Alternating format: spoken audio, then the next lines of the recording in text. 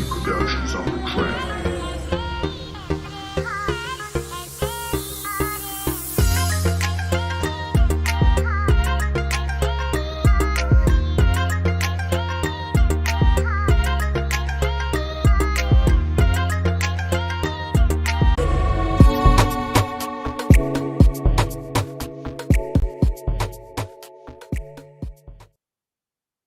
Hey, what's going on, everybody? This is Case Study QB, and this is the New Jersey Progressive Power Hour. I'm here with my man, Charlie Kratovil, from the founder of the New Brunswick Today.com. Charlie, how you doing, buddy? I'm doing fantastic today, Case. Thanks for being with me. Welcome, all of you, to the New Jersey Progressive Power Hour. We've got a big show planned.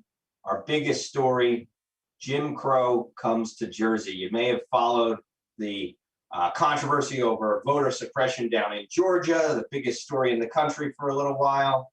Well, we've got our own voter suppression story right here in my home city of New Brunswick. We're going to go through all of that, why it matters, and what election is coming up in my city. But first, the moment we've been waiting for, the petition filing deadline for the primary elections for this year all over the state, including the race for governor. Those petitions were filed as of Monday, and so now we know what candidates might be appearing on the Democrat and Republican ballots for the primary. Case, did you see these candidates that are running to be our next governor? Yeah, so that's something that I definitely wanted to talk to Charlie about. You know, a couple in our last episode, our first episode, we talked about there was a month later we were expecting to see. Nobody had filed at that point, and at this point today we have two people who were trying. One tried to file, and we had another person, Mr. Bacon, Roger Bacon, who is on the ballot as of right now, as at least according to Ballotpedia. Is that right, Charlie? Is he on the ballot officially? Well, there's still a period of time when folks can challenge the petitions. I don't believe anybody's challenged Mr. Bacon's petition. Roger Bacon is from Phillipsburg. He wants to run against Phil Murphy under the slogan, "Make New Jersey Free Again." He is a Democrat, by the way, and he turned in 1,271 signatures, according to the Division of Elections. Candidates for governor need 1,000 signatures. So assuming he survives any challenges, he will be on the ballot challenging Governor Murphy. It's a bit of an open question whether the other challenger, Lisa McCormick, is going to actually make it to the ballot, because her petitions have been challenged. And this is her website right here, Lisa McCormick, and this is her as she's running for governor, and she's not even on Ballotpedia. So that's I was surprised to see that. So I know Lisa McCormick, she is someone that has ran several times, and you're definitely somebody. Oh, here we go. Let me wait for this to go through. Yeah, so that's somebody that I definitely wanted to talk to you about, because she ran in my district against Bonnie Watson Coleman in the past, and she's also ran for senator even before that, I believe, against Robert Menendez. So she's just pretty much a serial runner. And one thing that I noticed that was interesting, when she ran in my district, in my town, against Bonnie, we had a slate of progressives who ran, and then they were on the same column. And you know, New Jersey, we have that ballot column situation that is unique to New Jersey. But I noticed that she was all the way to the right by herself. And I was wondering, I'm like, is there some kind of beef between the progressives in New Jersey, at least with her and, you know, the regular progressives who are trying to run? So tell me your opinion of her and if my inclinations are right. Well, so Lisa and her partner, Jim Devine, have both run for many offices over the course of the years. You're correct. It's fair to consider her to be a perennial candidate. Her biggest, most successful run was when she challenged Senator Bob Menendez in the primary and got a pretty significant chunk of the vote, showing how weak of a candidate Bob Menendez was.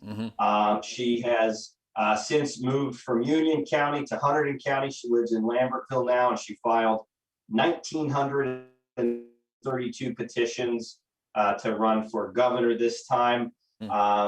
she has proven to be a bit of a lightning rod for controversy, usually due to her campaign tactics. Her and Mr. Devine, they send out a lot of emails. They tend to smear their opponents and have a lot of negative campaign tactics. Sometimes they've been accused of, blasting out things that are not true, or doing it under, aliases or different names. But Ms. McCormick and Mr. Devine, their next, campaign they're mounting is the biggest one you can mount in New Jersey. They're trying to get her elected governor. And the news came out yesterday that the DSC, the New Jersey Democrats, are going to challenge, formally objecting to her petitions for governor. They say they've discovered serious fraud concerns. So basically, they're saying that in one instance, a voter who died in January is listed as signing her petition. They also say that of the 1,900 some signatures she got, approximately 1,600 have last names that start with the letter A or B, a statistical anomaly for sure. They're challenging these petitions because they believe that some or enough of them are not valid, fraudulent, and they're actually even calling for a criminal investigation over that. So it remains to be seen whether she'll be on the ballot. She has run for a lot of stuff over the years. She's definitely made a name for herself, but she's also drawn a lot of controversy and made a lot of enemies over the course of her time as a candidate. So perhaps that's why when you saw her run against the Congresswoman, she didn't have any teammates on the ballot. She was going solo. This time it does not appear she's aligned with anyone, but she is running, and her slogan is, let's see here, Democrats for Change. Democrats for Change. All right, so let me switch over because I just want to go through the list real quick. We have Greg Meal of the Libertarian Party. We have Joanne of the Socialist Workers Party. We have Justin, who's an independent, David Winkler, who's an independent, and then, like I said, Roger against the Phil Murphy. And then we have the Republican primary candidates. We have Jack Ciattarelli, Brian Levine, Philip Rizzo, and Hirsch Singh, I believe that. And so that's going to be a very interesting lineup. Let's give the chat some love. So action speaks louder than words. How you doing? Hey guys, whoops, running. That's a socialist. Holly Horn is here. Support policies, not politicians, is here. So I just want to give the chat room some love as we continue. So we're about to go into the full discussion, but I just have some last questions for my man Charlie. So what do you think about President Phil Murphy? What do you think? Have you heard any rumors? And would you think he would be a Joe Biden light or Joe Biden plus, better than Joe Biden? What do you think? Let's have this discussion. Well, I think it's important to remember Governor Phil Murphy has run and won exactly one election in his career. That's the election that put him in office right now. He's running for re-election, trying to become the first Democrat to be re-elected to a second term as New Jersey governor since 1977. So that's 40 years ago. So we'll see if he can pull that off. If he can pull that off, then I think, moving up to higher office is a possibility, but still quite a long shot. He is, relatively inexperienced when it comes to government. He has made a name for himself during the pandemic, has gotten some of his legislative goals accomplished in that first term, but some of the big ones, the big things he ran on, like creating a public bank, have completely gone nowhere and have not started. So, he's been asked about this, and he has not given any indication he's interested in running for higher office. He is, however, currently serving as the head of the DGA, the Democratic Governors Association, which is a position that gives him some national profile and a chance to kind of be in a leadership role as one of the top Democratic governors in the country. But, realistically, he's not going to challenge Joe Biden. And Joe Biden or someone who's already at the federal level, is probably going to be, running in 2024. So remains to be seen what Murphy's path would be to the White House. And I can't help but chuckle at the notion of him becoming president, because, in my dealings with him, he's continued to mess things up, or not be transparent about some pretty straightforward and easy things.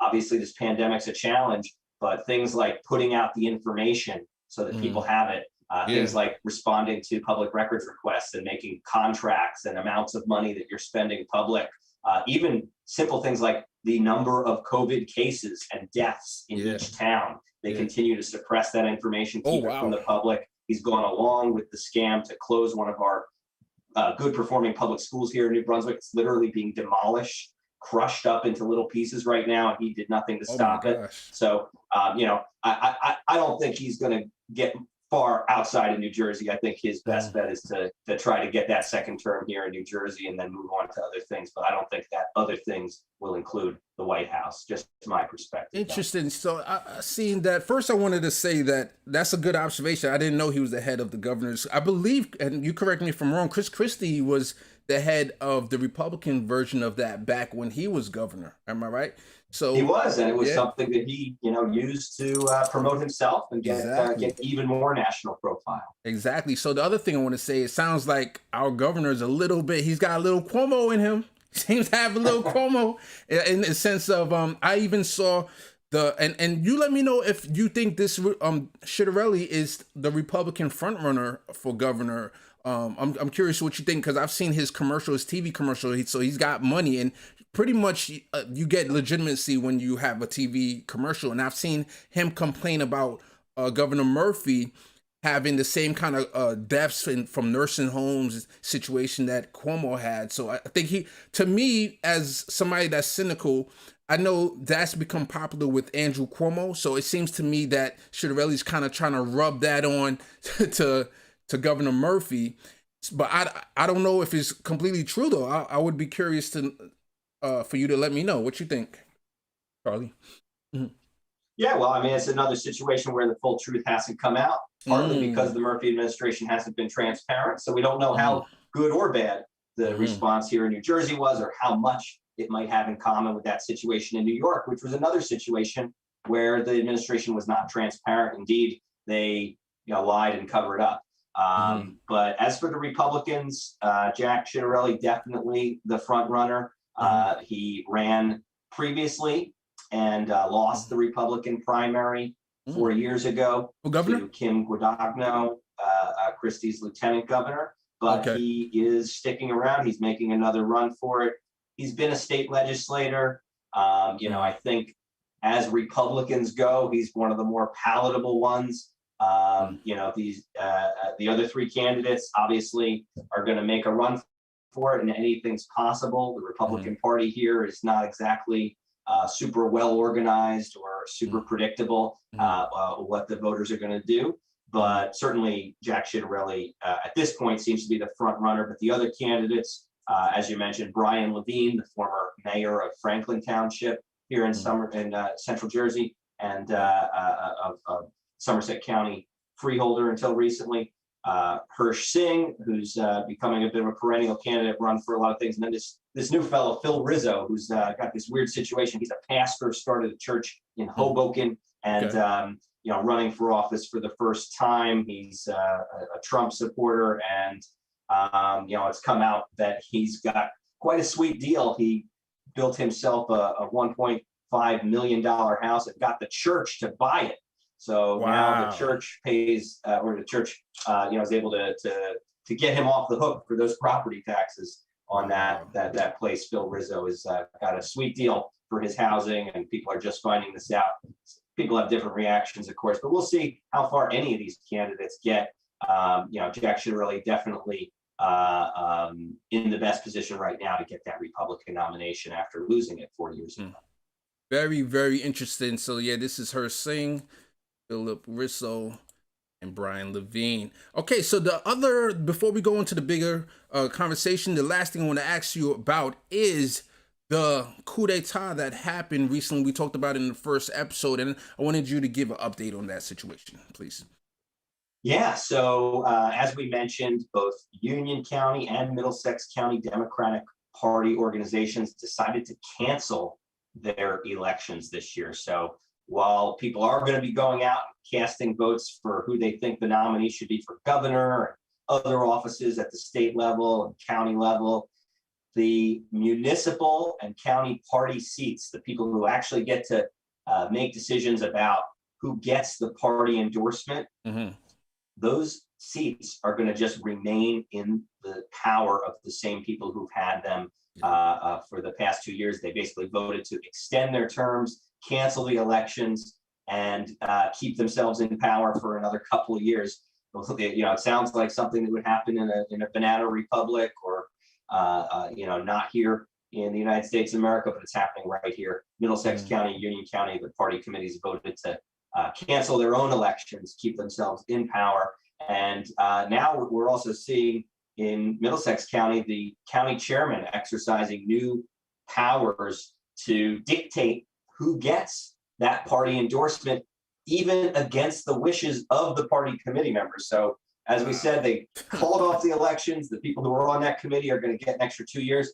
But if Chairman Kevin McCabe disagrees with those committee people about who should get endorsements, even for municipal offices, this came up with Edison mayor and council. The Edison Democratic Organization members voted, for better or worse, to endorse Mahesh Bhagia, who is running for mayor in Edison.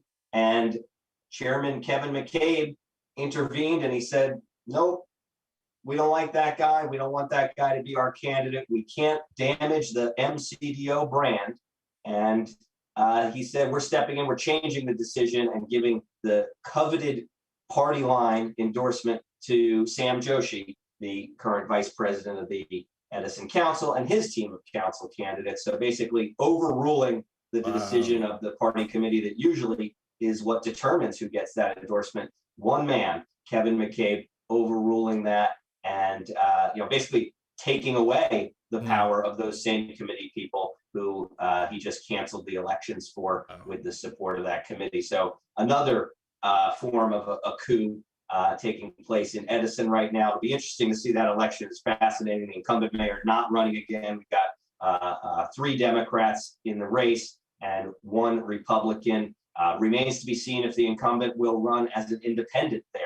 Edison, really crazy town, crazy situation. People are still fighting about a racist flyer that was sent out now 4 years ago in the election. And that is one of the main driving forces behind Kevin McCabe's move to oust Mahesh Bhagia and his team from that coveted party line, that column of the ballot where you get to be under, Phil Murphy and some of these other top party officials who, kind of you can ride their coattails, as it's called, the coattail effect, and get sort of extra votes from being associated with the political machine purely by the way the ballot is designed. This is a system that New Jersey is alone in having. Other states do not do this because it gives an unfair advantage to the candidate. Yeah, definitely.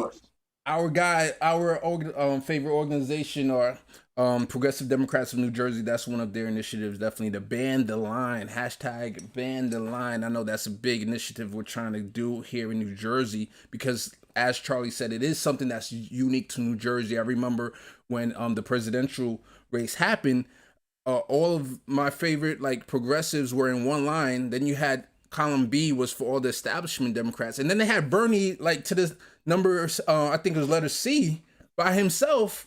And I know that if Bernie was under letter A, which was all the progressives, those people would probably got a certain percentage more votes, and who knows what would have happened, So that was very interesting to see that. So, all right, thank you for that update on this local coup d'etat. I'm sure that person they're banking on people not paying attention. That's why he felt so empowered to just take people off the ballot in that county, right?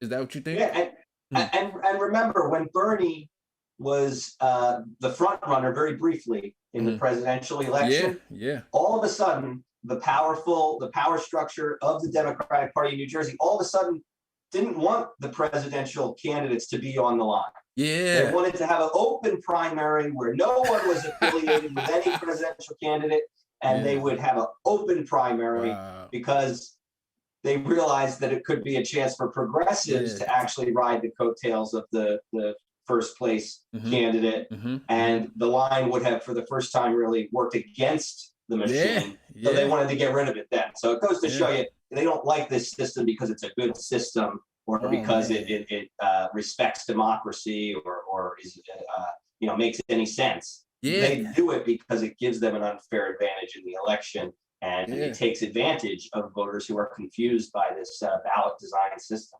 Man, how crazy would it have been if Bernie would have got further and by the time New Jersey was time to vote, like people would have went down the Bernie line, like let's say he Right. was in column A, and we would not have Cory Booker as senator. Like that would have been an example of something crazy happening, and we'd have had Lawrence Ham. Man, what kind of fighter would we have had in the Senate?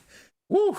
All right, let me give some love. Support policies, not politicians. We need to get rid of closed primaries. Power to the people. And he said people should be in the streets about this. Our democracy is under attack. It is totalitarian. And I'm sure they're talking about the coup d'etat story. Yeah, so with that said, we're going to go to this final, and this is going to be I'm going to let Charlie introduce it, but it's going to be a very interesting story. I want you guys to check this out. Go ahead, Charlie. So our top story today, Jim Crow comes to Jersey. You may have heard about the voter suppression efforts in other states, but New Jersey's not alone. And in a twist, here in Middlesex County, in the great city of New Brunswick, it was actually Republicans that were championing voter rights and the Democrat members of the Board of Elections trying to close down voting locations and make it harder to vote in an upcoming local election. We are just now 10 days away from the school board election for New Brunswick. We have these every year. They're in April. It used to be every town had their school election in April, but we didn't have school elections in New Brunswick. Our mayor got to pick the board for us. Another example of the lack of democracy in our city. And on the fifth try, residents overthrew that system, took the mayor's power for themselves, and now we have an elected school board. But our elections are in April. Right around the same time we started having elections, a law was passed signed by Governor Christie, and now the most communities have moved their school elections to November. So we're in the minority here. We are one of only 13 school districts that still has these April elections, but we can't forget about us. And unfortunately, the powers that be kind of forgot about us. And so unlike last year, there's not going to be any automatic mail-in ballots due to the pandemic. So far, every election held in the pandemic, they've automatically mailed a ballot to every active registered voter. They have had, in some cases, less polling places than normal for the in-person voting on election day, but to make up for it, they sent every active voter a mail-in ballot.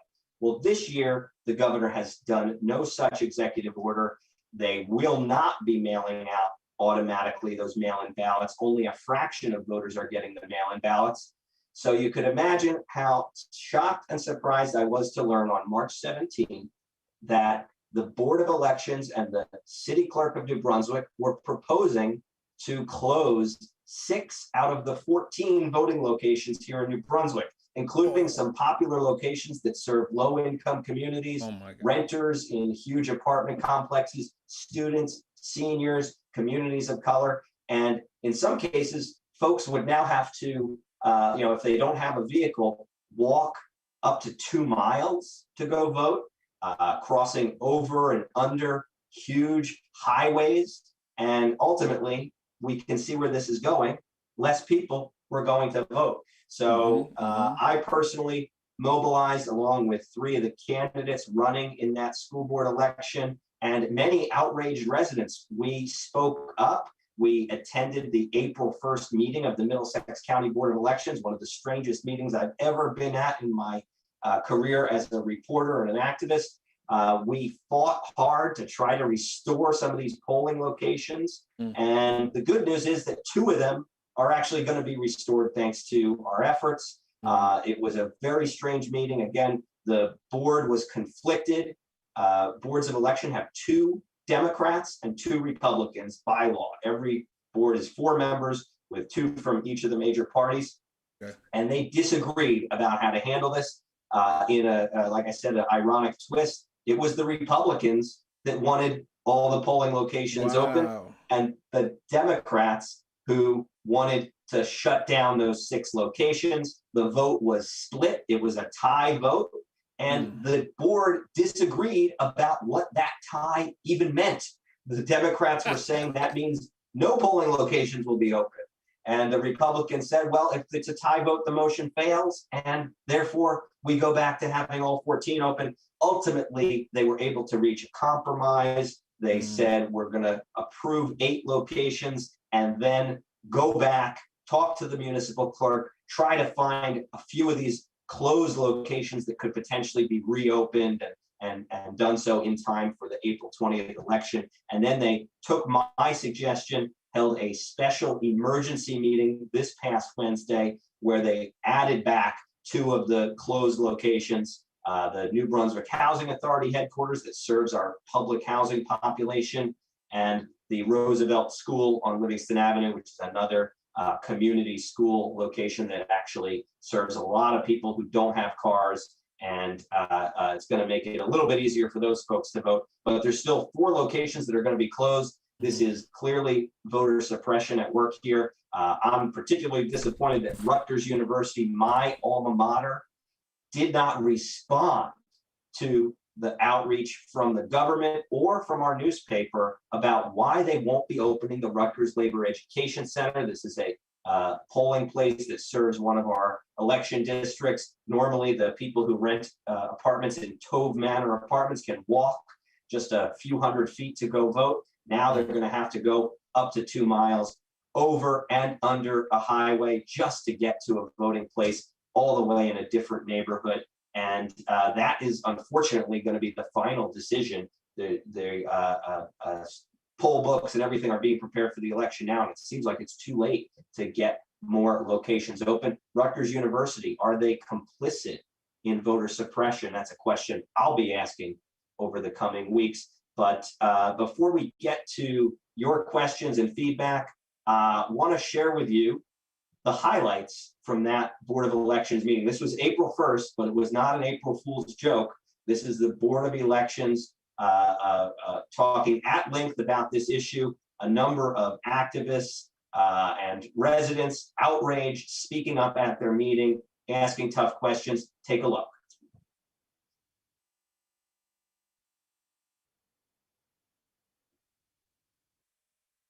This proposal by the municipal clerk, or wherever it originally came from, eliminates polling locations, which we have never done, at least since I've been on the board.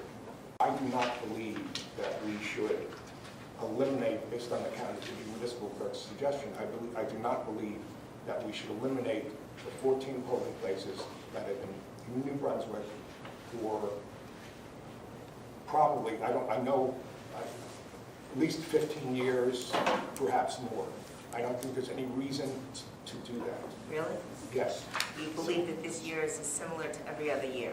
There is no executive order that provides for shrinking the number of polling locations for COVID for these April elections. Don, there's no executive order, but the problem that I think we're all trying to wrestle with, okay, is not what we're saying here, it's not lowering the amount of polling places, it's keeping voters safe, our staff safe, our workforce safe, and we have done that all along this whole COVID.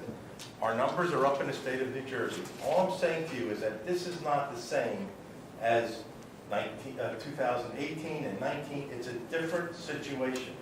We are calling on you to do the right thing here and maintain all 14 voting locations. This year, folks were taken by surprise to learn that there's a proposal to cut nearly half the voting locations in our city, and specifically in areas that are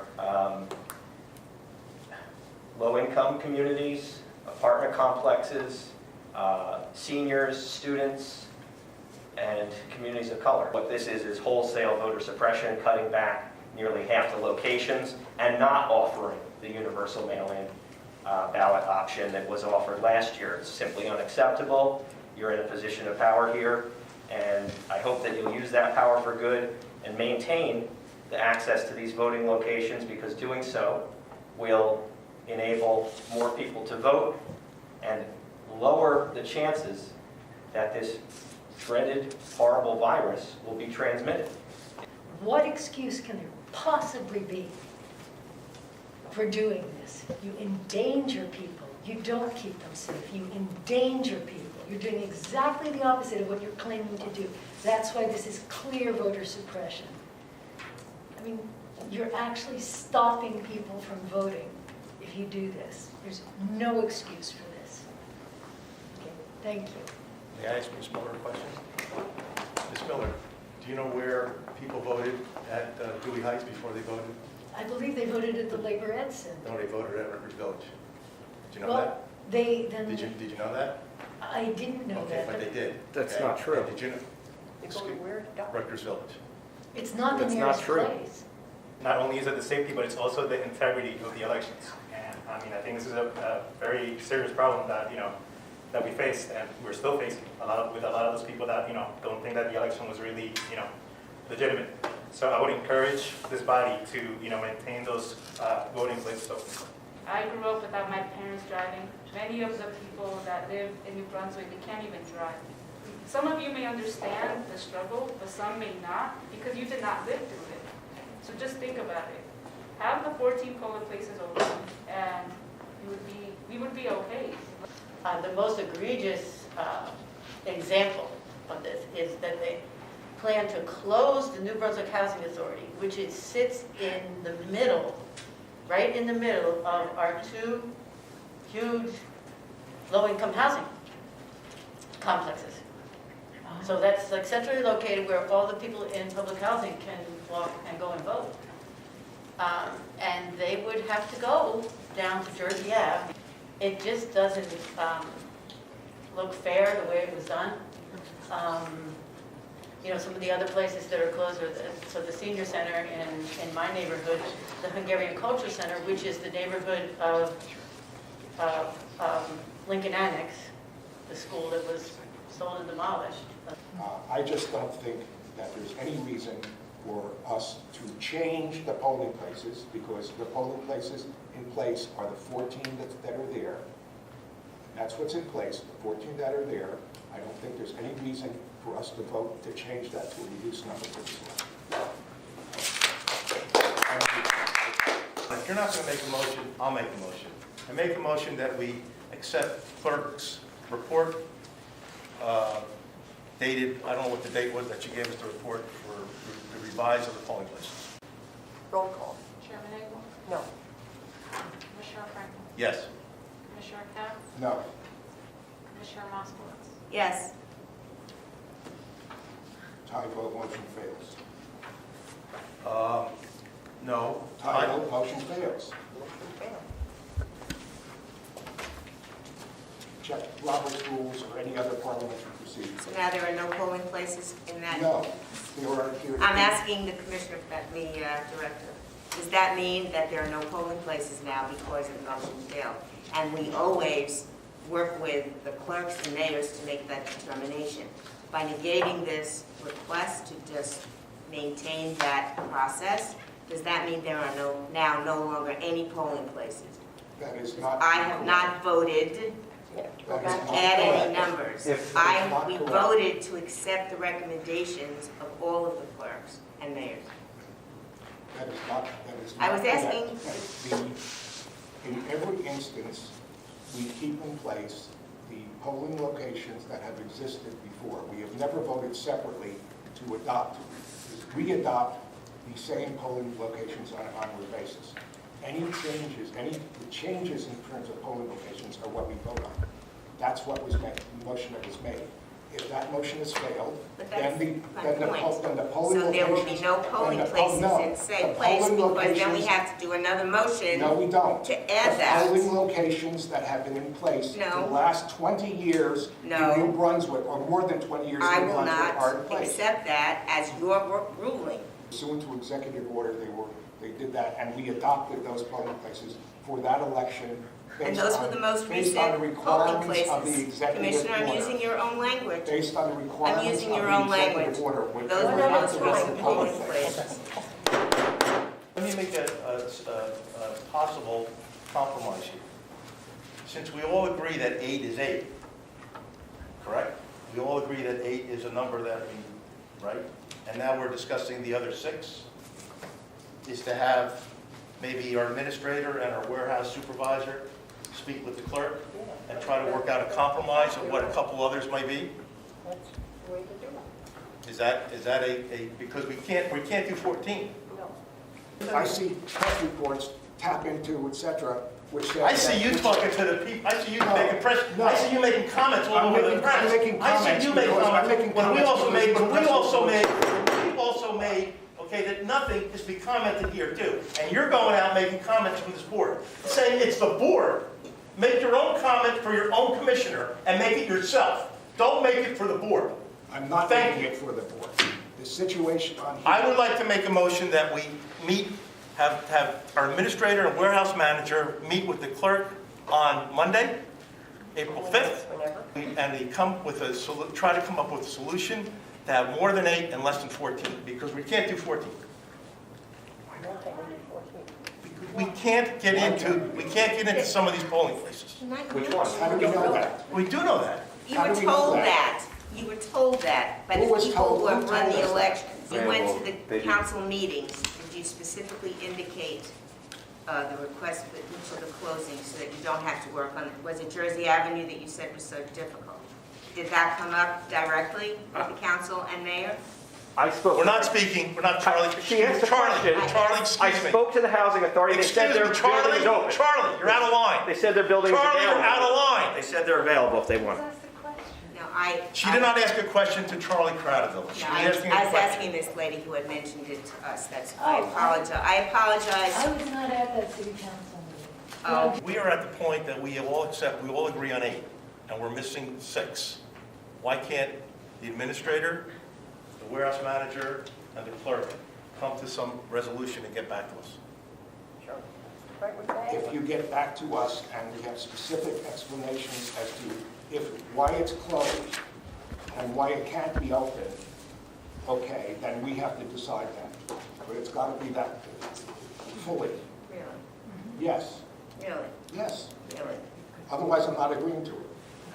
The motion is that as soon as possible, but I'm hoping April 5th, because Good Friday, people are off, is that our administrator, our warehouse manager will have a meeting with the city clerk of New Brunswick to discuss, we are in agreement on 8 to discuss the other 6, which we're thinking 2 are not possible and not available, and to come up with something that they can hopefully bring back to the commissioners. I'm going to vote against that. The reason I reference the press reports is because the press reports say, and from the municipal clerk, say that the Board of Elections were involved in doing this. Who And wrote obviously the Board of that Elec- press report? Where? Who wrote it? It's tap into, it's not Charlie's. Who wrote it? Just Chuck answer. O'Donnell. Who wrote it? Chuck O'Donnell. It's tapinto.net. Madam Chair, may I ask Just the, mention Mr. Kratovil, did you write any of that article? I do not work for Tap into New I Brunswick. didn't ask you that question. Did you write any of that article? No, of course not. Okay, I run New Brunswick Today. I Okay, wrote good. that article. My bigger concern is that your signs believe that there is voter suppression as part of the reasoning for this. And that, of course, is something that is absolutely unacceptable. My understanding is different from my own experiences, as I said, in terms of elected office, not just this one, that there are many reasons that go into a town's decision. Chairman Engel? Yes. Commissioner Frankel? Yes. Commissioner Katz? No. Commissioner Moskowitz? Great, thank you. Yes. And it's going to come back to us with a specific report of if polling places can't be open, why they can't be open. I do want to just suggest that the board hold a special meeting to ultimately resolve this issue sometime next week, as soon as possible. Whether that meeting's in person or held through, computer technology, I think it would be wise to reconvene with new information and get the answers that we didn't have here today. For the record, of the 6 polling places, 4 of them are public buildings. One is a Rutgers University building, the Labor Education Center. I reached out to Rutgers and asked if it was available, did not get a response. The other, Roosevelt Schools, of course, a Board of Education building. I reached out to see if it was available, did not get a response, and then questioned them at their meeting, and they gave blatantly false information about this matter. The people of New Brunswick are beginning to wake up, and they deserve a voice in their school board. As you remember, we had a whole referendum about it in 2012, and the voters decided we want to elect our school board. We want to have a say in that. And I know some of the commissioners have experience serving on school boards and how important it is and how those elections foster dialogue, democracy, and ultimately make the lives better of the children and the families that depend on the school system. So I really sincerely hope that this board can work with the city and with the public to ensure as many polling places as possible are open. And welcome back. So that was the highlight reel from the April 1st Middlesex County Board of Elections meeting. I hope you found it as interesting as I did. You heard some of me talking there, some of my friends and neighbors in New Brunswick sticking up for voting rights. And you saw the Republican and Democrat commissioners having it out and at times raising their voices and shouting about articles in the press and other things. They ultimately did decide to restore 2 of the locations that they were planning to close. And yeah, Case, what'd you think of all that? Yeah, Did this you find that interesting? Very, very interesting stuff. I wrote down a couple of questions that I had, and I think you might have talked about this. Why wouldn't they have just mail-in ballots? Like that thing, I think that would just solve this problem, period, right?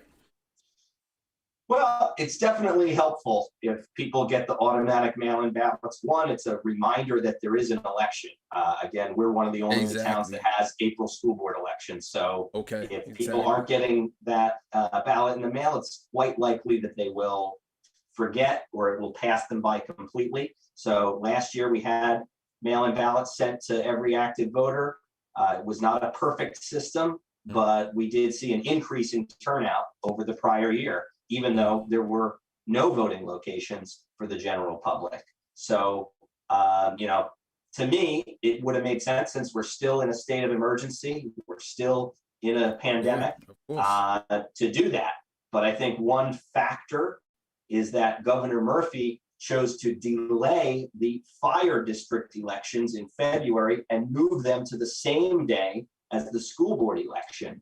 Fire district elections are even smaller, even lower turnout than these April school board elections. So what that meant is instead of Middlesex County having to send ballots to every voter in New Brunswick, some 20,000 people, there would be 8 other towns that are having fire district elections that if Murphy pulled the trigger and said executive order is going to require automatic mail-in ballots, they would have had to mail out ballots to all those other towns that were having these small elections that normally only have one polling place anyway. Normally people just go vote at the firehouse and they make their own ballots. They don't necessarily use the voting machines like a regular normal election.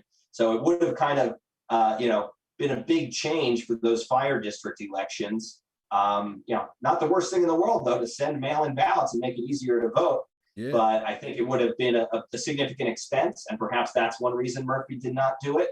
I know Murphy is trying to avoid doing executive orders for the primary and general election because he's on the ballot, and that presents a interesting conflict, right? If he's changing the rules of an election that he's in, so he's trying to be hands off all of a sudden after all of last year, drastically changing the election, sometimes without legislative approval or without thinking it through all the way, and not answering all the questions that need to be answered about how it's going to work. Now, all of a sudden, this year, Governor Murphy wants to be hands off and not do anything. So I even asked him about this closure of the polling places. He said this was the first he heard of it, and he's not going to have a comment on it. So, very interesting, all the factors that went into this decision making. But yeah, no, mail-in ballots are only going out to about 10% of voters. Those are the folks who have signed up to automatically get them for every election. Last year, they went the extra mile and sent them to every active voter. This year, they're not doing it, and it's because of the governor. Wow. So this is the other question. Like, is there a specific reason why the Democrats would want to decrease the vote? Traditionally is Republicans down south, but here we see the Republican was actually sticking up for keeping all the voting locations. Is there any particular reason why they want to decrease the vote, especially in minority communities? Well, New Brunswick's a very special place. We have had the same family running City Hall since 1979. John Lynch was the mayor prior to his corruption conviction, and now his cousin Jim Cahill's the mayor. And for much of their time in power, they enjoyed the special power to be able to pick the school board. Remember, most communities, we take it for granted that we have school board elections. But here in my city in New Brunswick, until 2012, we had no elections. The mayor got to pick the school board. The school board is, of course, a powerful board. They get to decide critical things about the facilities they run, but also there's a lot of jobs at stake there. Okay. And, of course, political machines thrive on those patronage positions that they can dole out to friends and family and supporters. And so controlling that board is still very important to the local political machine, which is controlled entirely by the Democratic Party, Mayor Cahill, the Middlesex County Democratic Organization. And so, there is a desire to make sure that they keep their people in office. And so far, every year we've had an election, the machine candidates have won. This year, there's a strong challenge. There's 3 candidates running against the 3 incumbents.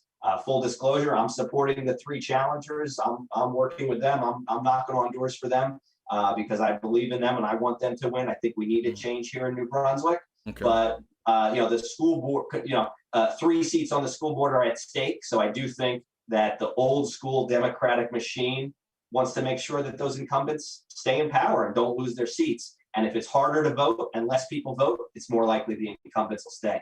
Wow, gotcha. So now, did they ever bring up money as an issue? Like they say, oh, we want to close down a couple polls because we don't have enough funds. I'm just curious. It's a good point. The Board of Elections did not bring that up. The president of the school board, though, who is one of the candidates running for re-election, we kind of pressed her at a board meeting about, do you support closing these polling places? Shouldn't it be easier to vote? And she said she would like to see more places open if they can afford it. And so I followed up by asking, well, how much does it cost to open a polling place? And they couldn't say. So, at the end of the day, running this kind of election usually costs $40,000 to $60,000, a small price to pay for, the people having the power to pick their school board. And I do think that perhaps, cutting back and saving a little bit of money here or there may have played a role as well, but I won't know for sure, probably ever. I could tell that the Democrat, the guy that was talking, that you and him do not, mesh a little well. I saw that. And I was curious why he got so mad that the Republican, I think he said that he made a comment, or maybe he said something in an article, or he went outside to the press. Why he got so mad about that? Yeah, it was a little strange to watch them arguing about news articles, but they did Commissioner Don Katz, the senior Republican on this election board, did forward me an email that he had sent to the boss at the Board of Elections, Administrator Thomas Lynch, supposedly no relation to John Lynch, the former mayor, convicted felon. But Tom Lynch got this email from Commissioner Katz saying, whoa, whoa, whoa, we didn't approve this. Correct this immediately. We've never done anything like this before, and we don't want to close down these polling locations. And he, had cited an email that he had gotten from, constituents. Students First candidates were, getting their supporters to send emails to the board, the Board of Elections. And when Katz got those emails, he, responded and reached out to his people to say, don't do this, put the brakes on this. And he forwarded me a copy of that email. I included quotes from that in my article that was published, and that really got under the skin of Dan Frankel, the longest serving member and the senior Democrat on that election commission. I'm not quite sure the logic of what he was mad about. Mr. Katz never said the whole board agrees with me. He was speaking only for himself, but Mr. Frankel definitely was upset that was published. Wow. Yeah, this is definitely a very interesting case study of local politics, why it matters for us to be involved in our local politics, to see what's going on. And man, thank you for bringing this story, Charlie. This was definitely interesting. And I want to definitely, I hope you and, Students First, as you guys continue to fight in that area, I'm looking forward to seeing the success we get, and I'm looking forward to see what happened. Is it official that they're going to be shutting down 3 polls and they're leaving 2? Is that official? 4 of the places will be shut down, including the Rutgers Labor Education Center, without a good explanation. So far, the only explanation is Rutgers never answered our request. It's actually illegal for public buildings to not accept a request from the Board of Elections to use their space for an election. And so we're going to continue to investigate and look into that. But at this point, it appears to be too late to change anything. We did get 2 of the places back. So the Housing Authority building at 7 Van Dyke Avenue and the Roosevelt School at 83 Livingston Avenue are going to be open. And that's only because of the community outrage and opposition. I also just want to take a minute to thank the Institute for Social Justice and all of the other organizations that signed on to a letter to the Board of Elections about this. This was an issue that caught us all by surprise when they decided not to do the automatic mail-ins and slash the polling places nearly in half. The Institute for Social Justice and other great organizations like the League of Women Voters, the ACLU of New Jersey, all got together and signed on to this letter. And those organizations are now going to be even more vigilant about these kind of issues as we move to statewide elections. In the primary and general election, we want to make sure that as many polling locations are open as possible. And so the fact that this happened and we were able to respond quickly is going to put everybody on notice and make everybody more vigilant and watchful for this type of thing in other communities as we move into those larger elections later in the year. So thanks to everybody who fought the fight with us. And, we didn't totally win everything we wanted to, but we did move in the right direction, make some progress, and get this issue on everybody's radar. Wow. Awesome. Well, that's our show for this week. And man, the democracy at work right there. We have people who are shutting down elections, as we talked about in the story with the coup d'etat. And then we have, Democratic, he has seniority, but they're trying to just shut down polls in local elections. It's just crazy, but I'm glad to see that we do have citizen activism going on and we're able to fight back. So I'm going to give some love to the chat right before we end the show. So thank you, Holly Horn. Man, you're everywhere. I saw you on Harlan's Media on their episode. Then you were with, I believe, Jen Perlman when I did that show. And now you're here with us with the New Jersey Progressive Power Hour. Thank you, Holly, for coming on the show, for being in the chat. Support policies, not politicians. You had a lot of great comments. And I see you're a fan of Lisa McCormick. That support policy, not politicians, said Lisa McCormick is really good. All right. And then we talked about some ranked choice voting. All right. And CMT 63, you also, I first saw you with the Jen Perlman interview. So thank you for coming out to this show. And all right. I hope I didn't leave anyone out. Actions speak louder than words. Thank you, Charlie. Any last words, Charlie? Thanks everybody for watching. Tune in next time for another Yes. great New Jersey Progressive Power Hour. And thanks to you, Case, for the opportunity. Yes, yes. I hope everyone enjoyed the conversation, and I'm definitely, we're gonna, maybe next time talk to Charlie, we could skip over the pond to New York and maybe talk some Cuomo politics and see what's going on. They just passed a huge budget, and they raised the taxes on the millionaires, and maybe we could compare and see how that compares with our Phil Murphy, our governor over here. So we'll talk about that. Thank you so much. Have a good day.